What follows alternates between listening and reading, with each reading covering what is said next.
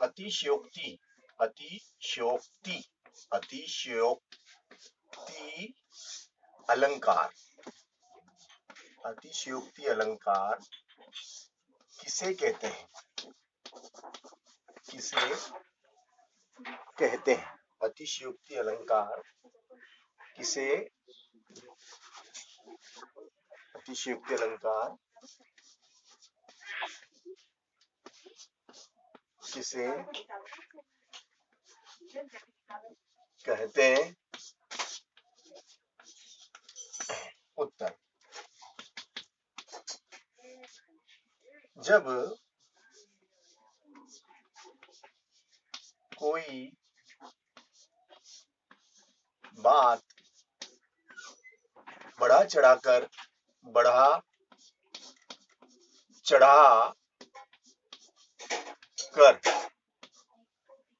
जब कोई बात बढ़ा चढ़ाकर या मर्यादा का उल्लंघन, मर्यादा का उल्लंघन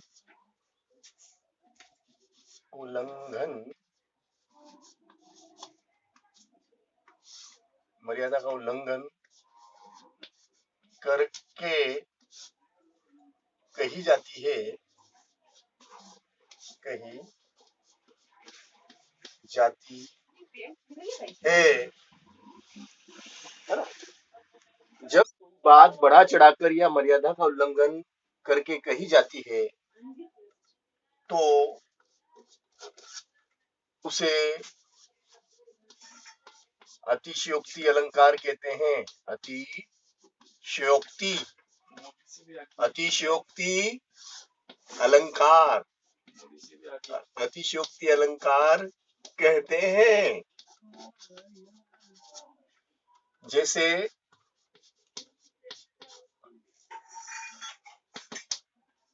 हनुमान की पूंछ, हनुमान की पूंछ में लग न पाई आग, हनुमान की पूंछ में लग न पाई आग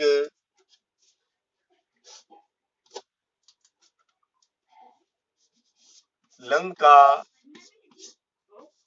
हगरी जली गई, लंका हगरी जली गई।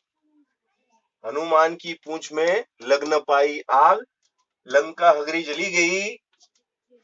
गए निशाचर, निशाचर, गए निशाचर भाग,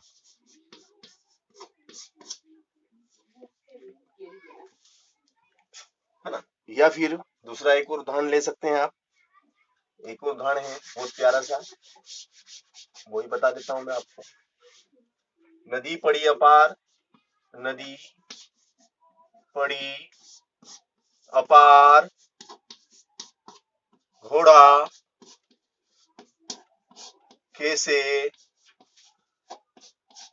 उतरे पार,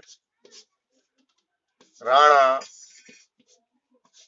ने सोचा इस पार तब तक चेतक था उस पार। ये दोनों उदाहरण मैंने आपको अतिशयोक्ति अलंकार के बताए हैं।